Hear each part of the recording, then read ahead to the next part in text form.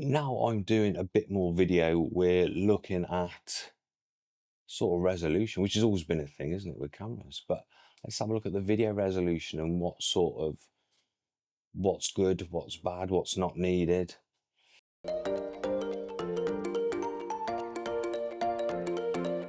So prior to me getting into video, and obviously with cameras, there was always that sort of, or there always has been in the back about the megapixel race.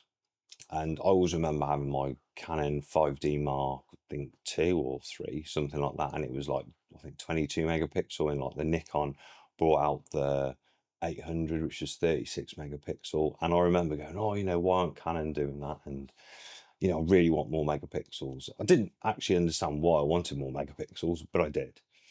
And so with the advent of moving from standard definition, and obviously ones prior to that, all the way up to HD, and then there was like the big 720p debate, 1080p, and so on, and now we're up to 4K, which is still not a standard, although a lot of people, obviously, like in the creative industry, we've got a lot of 4K monitors and stuff, but in actual fact, it's the most shot at resolution still is HD, or the format that we watch, should I say. It might be scaled down, but it's HD. The majority of people watching HD, most things that we see are HD, and 4K is sort of going to be probably the standard eventually. But you've got things like 6K with some cameras, 8K, and then with the real monster cameras, we've got, I'm sure we've got like 12K. So what are the benefits? And it's a bit like when I shoot with my medium format. You've got things like, apart from the sensor in a lot of the real big cameras are big, so it handles noise better, and you've got better dynamic range, bit depth. It enables you to downscale that and have a real nice, pristine, say 4K signal or HD signal. And it's the same with cameras. We do the same. Like my medium format, obviously 100 megapixel is overkill, but scaled down, you get the best rendition of the scaled down version that you could compare to, say, something which just shoots HD. So the benefits are there, the dynamic range, the bit depth. But again, it's about versatility and what you can use that for. Obviously, it is overkill in most cases, and most people can't get a medium format. Like way below 1% of people have an ARRI camera or anything like that.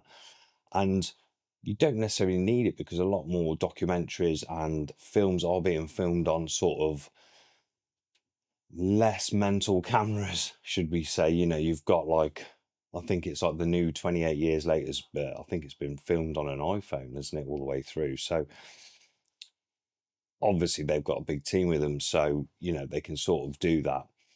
But it does matter in the context of like what you're doing, where's it going to be put, where all the formats and the sort of medium it's going to be used across. Obviously, if it was just all going to be like Facebook or Instagram, then it only needs to be HD or less than that, even like 720p.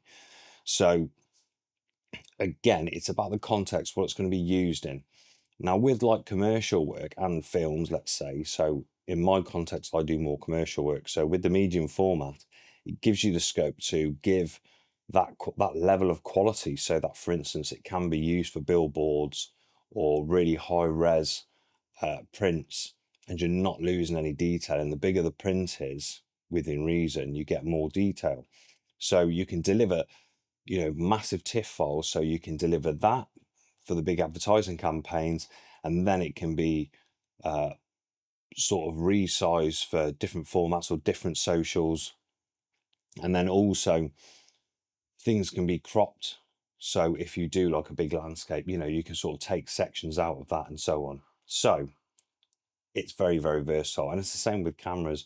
If you're shooting 12K, and there was a YouTube I saw the other day where a guy had, I think he'd used 4 cameras with 4K and stitched them together No, it might have been 8K in actual fact.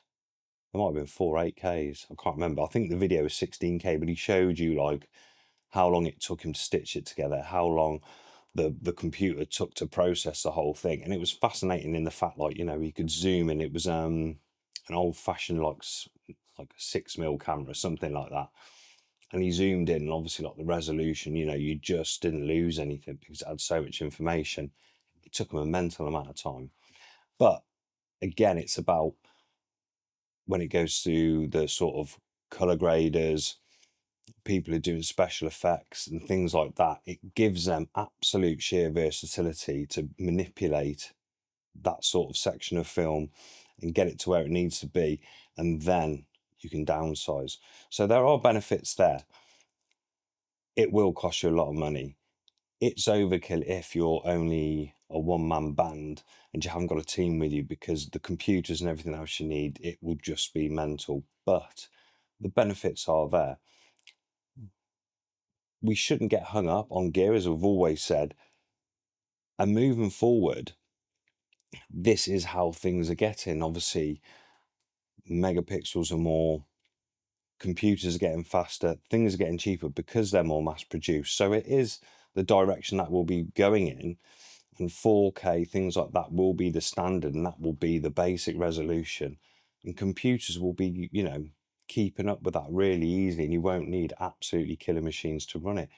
So it's something to bear in mind for the future.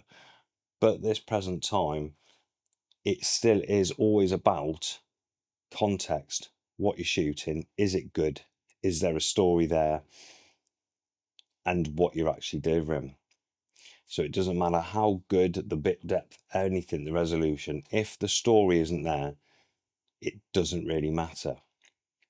But, and there is always a but, it's future proofing some things which need that level. And that's it. Today we'll leave you to it. Make sure you subscribe, check my affiliate links below, and we'll probably now be back after Christmas because I've just got better things to be doing. So I will see you then.